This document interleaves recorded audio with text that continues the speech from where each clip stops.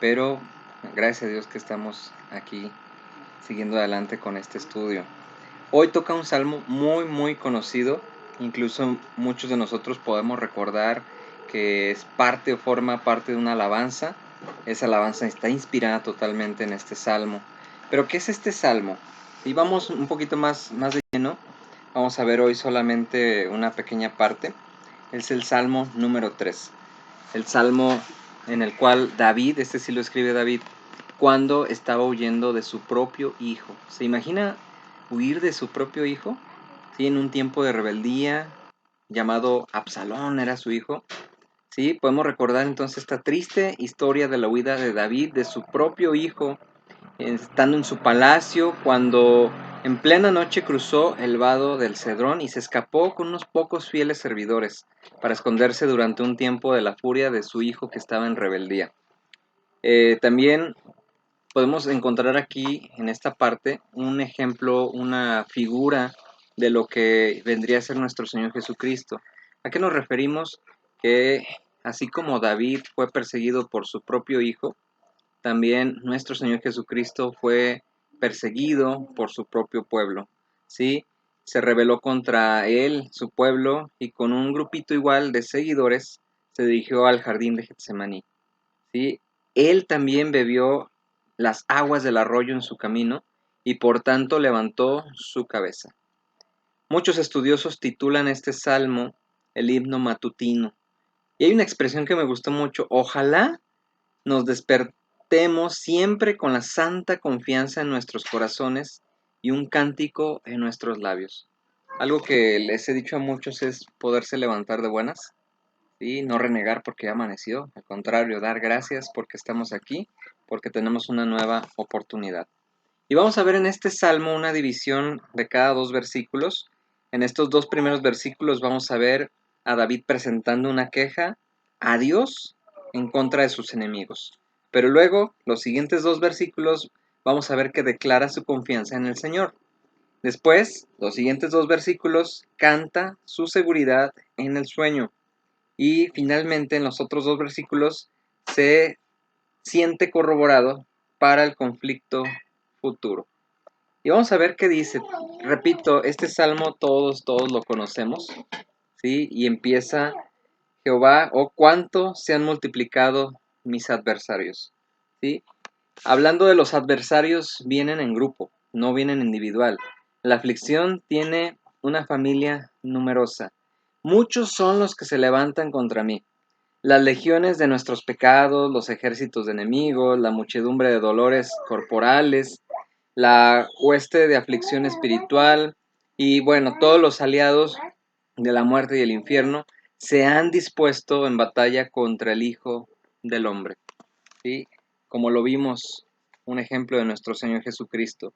Qué engañosos y peligrosos son todos ellos, y qué poca fidelidad y constancia se halla entre los hombres.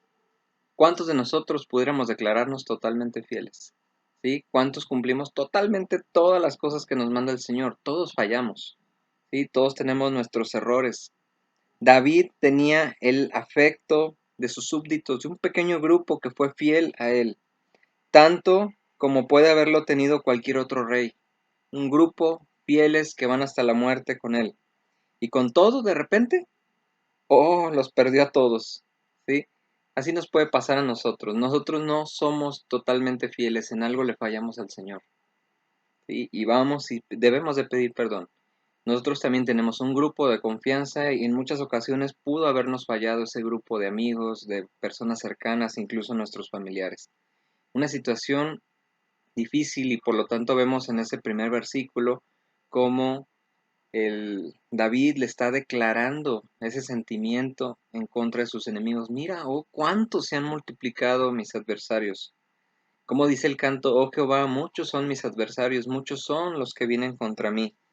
¿Sí? Muchos son los que dicen de mí, no hay para él salvación en Dios. Y este es el segundo versículo: muchos son los que dicen de mí, no hay para él salvación de Dios. Iban contra él. David se queja entonces delante de nuestro Dios, de aquel Dios que él amaba tanto, y se queja de la peor arma de sus enemigos en sus ataques. y la gota más amarga de sus penas la declara, la revela, lo confiesa, lo confía a Dios. Cuando nosotros estamos en una situación muy difícil, no debemos de callar, sabemos que tenemos a alguien en quien podemos confiar, en quien podemos derramar nuestro espíritu y sacar todo aquello que nos está quejando, todo aquello que nos oprime el corazón, que nos tiene presos. Este era el comentario más hiriente de todos, pues declaraban que no había salvación para David en Dios.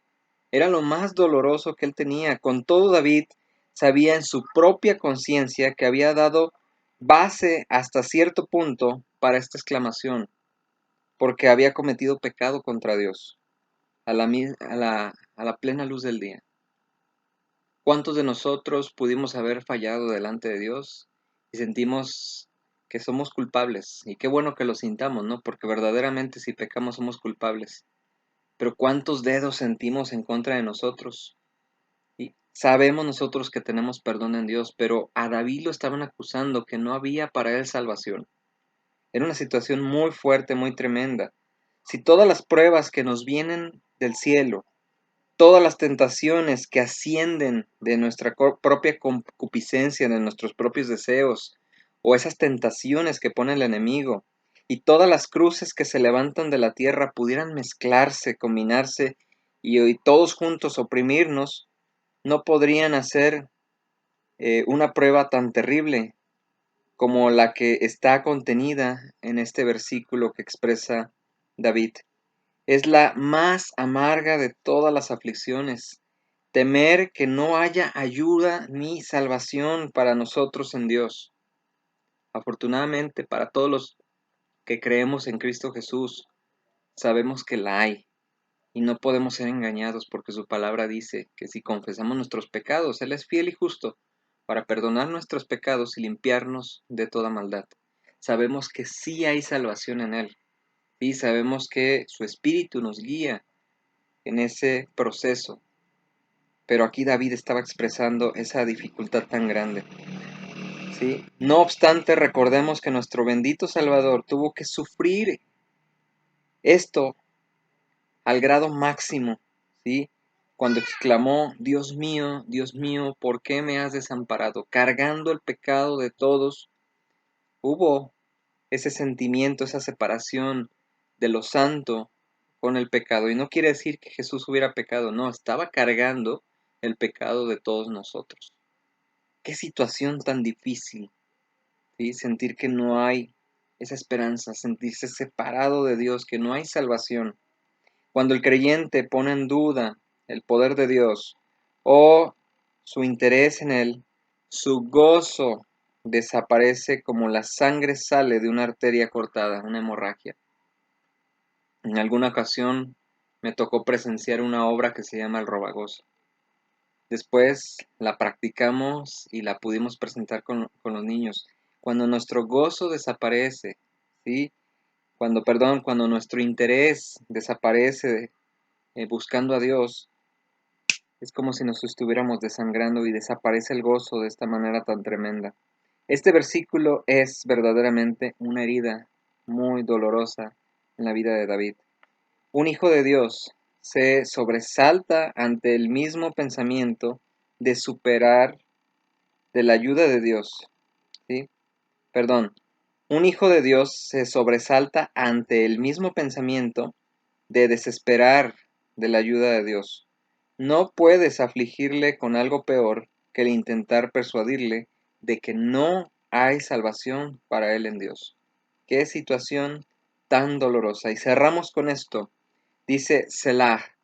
La palabra ocurre 73 veces en los Salmos y 3 veces en el libro de Habacuc. Solamente es una referencia de este libro que estamos estudiando acerca de los Salmos. Con esto terminamos, ¿sí? Estos primeros 2 versículos en el cual David expresa esa queja contra sus enemigos. Muchos se han multiplicado y peor aún, todos dicen que no tengo salvación en Dios. Qué desesperante. Pero quiero cerrar con esto. Actualmente, conforme a los evangelios y conforme a toda la escritura, vemos que en Dios hay esperanza. que Cristo vino a traernos salvación, que en Cristo hay esperanza. Y por más grande que haya sido nuestro pecado, Él es fiel y justo si vamos con una actitud de arrepentimiento, reconociendo nuestro pecado y sabiendo que solamente en Cristo podemos tener perdón de pecados. Arrepiéntete, pide perdón por tus pecados y entrégate a aquel que prometió darte vida eterna. Y este es Cristo Jesús. Entrégate a Él con fe. Ve a Él con fe, sabiendo que le hay. Ve a Él sabiendo que puede darte una nueva oportunidad. Créelo. Y tiene que abordar estos dos temas. Arrepiéntete y cree en Cristo Jesús como tu Señor y Salvador. Así cerramos el día de hoy. Sí hay esperanza, sí hay salvación, solamente en Cristo Jesús. Que Dios te bendiga y seguimos en contacto para seguir estudiando este Salmo número 3.